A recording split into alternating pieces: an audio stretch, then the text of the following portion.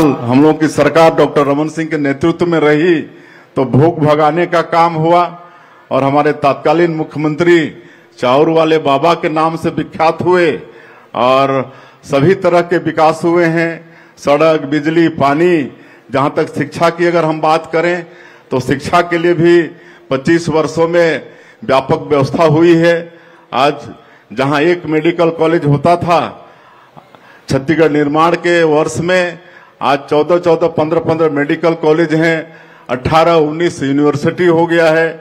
तो शिक्षा में आज हम लोग हर 1-1 किलोमीटर में प्राइमरी स्कूल, 2-2, 3-3 किलोमीटर में मिडिल स्कूल, 5-6 किलोमीटर में हाई स्कूल, 6-7 किलोमीटर में हायर सेकेंडरी, हर विकास खंड में कॉलेज, इसकी व्यवस्था 25 वर्षों में हम लोग कर पाए हैं।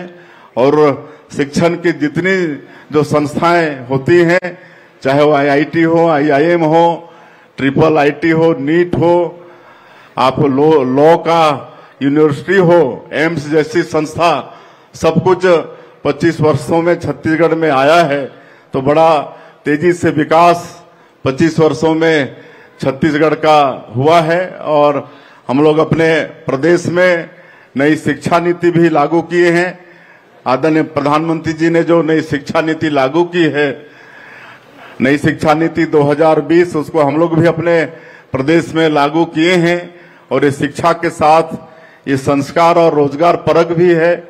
और हम लोग यहाँ पर अपने प्रदेश में करीब 14 स्थानीय भाषा और 4 अंतर्राज्यीय भाषा में हम लोग किताबें छपवा कर प्राथमिक स्तर में बच्चों को द्विभाषी, मतलब वो लोकल बोली भाषा में और हिंदी में ऐसा किताब छपवा कर उनको पढ़ाई करवा रहे हैं।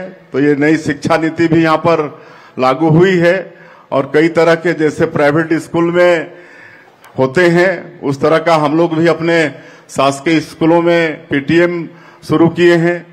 मतलब जैसे प्राइवेट स्कूल में होते थे PTM, लेकिन अब हम लोग सरकारी स्कूल में भी लागू किए हैं ताकि अभिभावक भी स्कूल में आए और अपने बच्चे की प्रगति को जाने। हम लोग न्योता भोज शुरू किए हैं। आज यहाँ भी शायद न्योता भोज का आयोजन है कि कोई भी व्यक्ति खुद के जन्मदिन में या अपने माता पिता या कोई भी विशेष अवसर पर बच्चों के साथ समय बिताकर उनको भोजन कराए। तो ये न्योता भोज, समर कैंप, गर्मी की छुट्टियों में समर कैंप, इसका भी आयोजन आज हम लोग सरकारी स्कूल में कर रहे हैं। तो एक अच्छी व्यवस्था देने का प्रयास शिक्षा को आगे बढ़ाने के लिए। और स्मार्ट क्लास हमारे शिक्षा मंत्री जी बता रहे थे कि 9000 स्कूलों में हम लोग करने वाले हैं। तो ये सब सारी व्यवस्था शिक्षा कैसे आगे बढ़े इसकी हम लोग चिंता कर रहे हैं। हमारे जो बच्चे हैं और विशेषकर बस्तर और सरगुजा संभाग के जो जनजातीय क्षेत्र के हैं, वो बड़े बड़े प्रतियोगी परीक्षा में भी वो बैठ पाए, इसके लिए दिल्ली जैसे जगह में भी हम लोग कोचिंग करने वालों के लिए निःशुल्क रहने की व्यवस्था किए हैं। और जिसको अभी हम लोग सरकार में आने के बाद सीट बढ़ाकर 200 कर दिए हैं।